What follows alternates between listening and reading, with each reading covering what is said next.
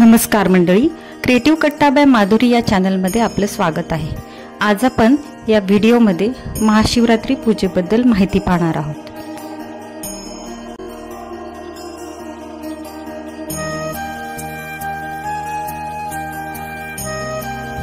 महाशिवरात्री हा उत्सव फाल्गुन महिन्यात कृष्ण पक्षातील चतुर्दशी तिथीला येतो। भगवान शंकराला समर्पित केलेला हा दिवस वर्षातून एकदाच असतो। महाशिवरात्री का साजरी केली जाते हे आपण पाहूया। एका पौराणिक कथेनुसार भगवान शंकर आणि पार्वती यांचा ज्या दिवशी विवाह झाला तो दिवस म्हणजे महाशिवरात्रीचा दिवस असे म्हटले जाते। तसेच या दिवशी अनेक जण शंकर पार्वती यांचा विवाह देखील लावतात अशी माहिती सांगितली जाते। महाशिवरात्रीच्या या पूजेसाठी काय साहित्य लागेल ते पाहूया। इथे शिवलिंग, गणपती बाप्पाची मूर्ती, पंचामृत, पाणी, तसेच तांदळाच्या अक्षता, त्यानंतर पांढरी वस्त्रमाळ, एक सुपारी किंवा पार्वतीची मूर्ती असेल ती देखील तुम्ही यूज करू शकता। त्यानंतर सुवासिनीचे सर्व साहित्य, खायची 2 पाने, त्यावरती ठेवण्यासाठी हळकुंड, सुपारी, खोबरे, बदाम इथे घेतलेले आहेत।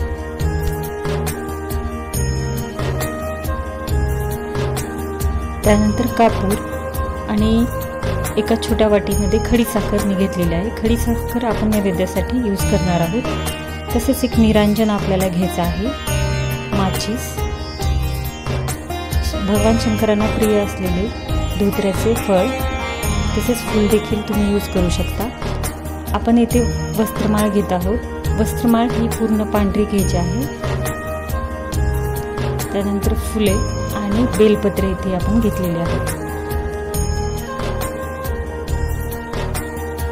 त्याचबरोबर हळदी कुंकू, विभूती आणि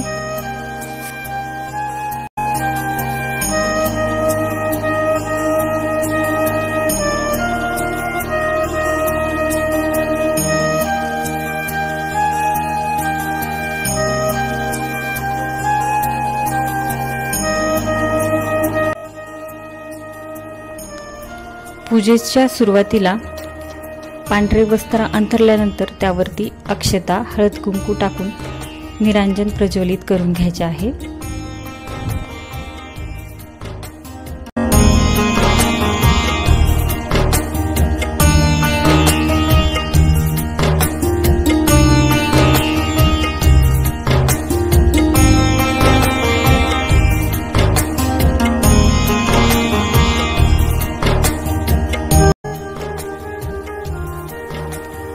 त्यानंतर सगळ्यात अगोदर गणपती बाप्पाची पूजा आपण करून घेणार आहोत। पंचामृताने गणपती बाप्पांना स्नान घालून त्यांची विधिवत पूजा करून इथे घ्यायची आहे।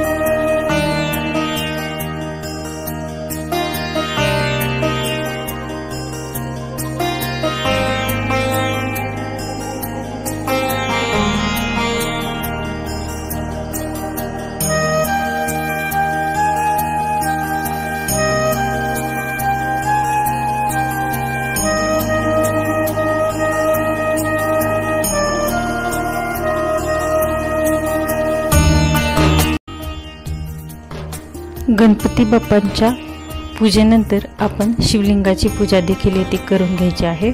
शिवलिंगाला पंचामृताने स्नान घालून आणि त्यानंतर स्वच्छ पाण्याने स्नान घालून त्यांची स्थापना पाटावरती आपण करून घ्यायची आहे।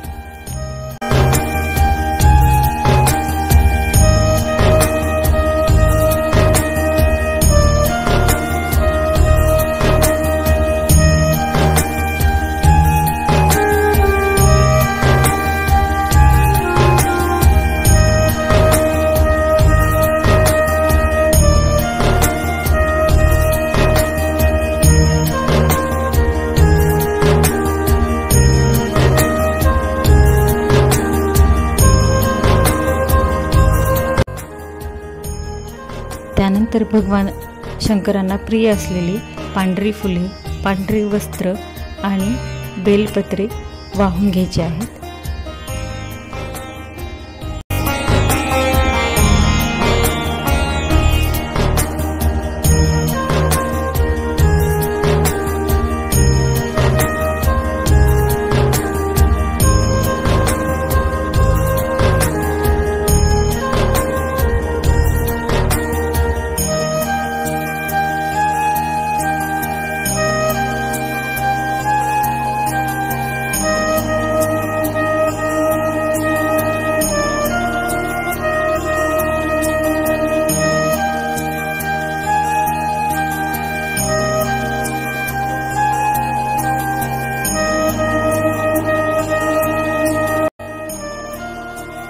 त्यानंतर पार्वती पूजन आपण करून घेणार आहोत। पार्वती पूजनासाठी इथे एक सुपारी पूजन मी करत आहे।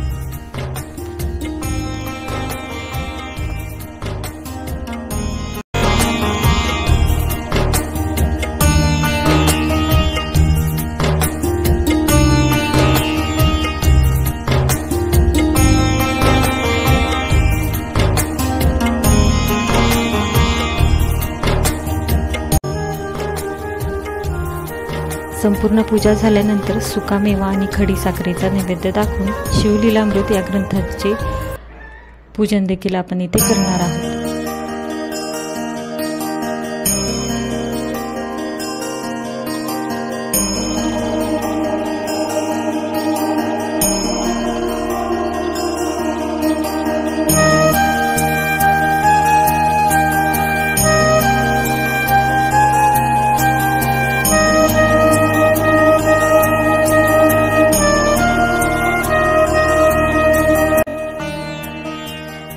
पूजा संपन्न झाल्यानंतर उदबत्ती लावून पाटाभोवती रांगोळी काढायची आहे आणि त्यानंतर गणपतीची आणि भगवान शंकराची आरती म्हणून पूजेची सांगता करायची आहे।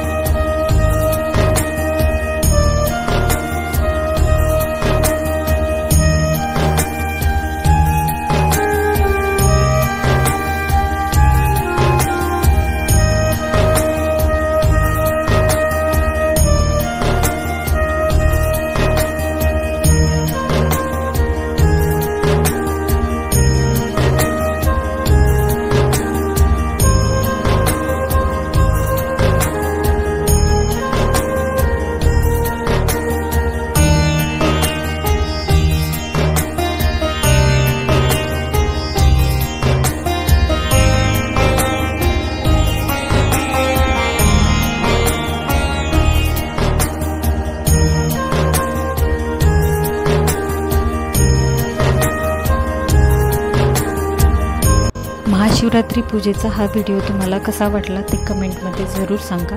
व्हिडिओ संपूर्ण पाहिल्याबद्दल धन्यवाद। व्हिडिओ आवडला असेल तर अशाच नवनवीन व्हिडिओसाठी क्रिएटिव्ह कट्टा बाय माधुरी या चॅनलला सबस्क्राईब नक्की करा।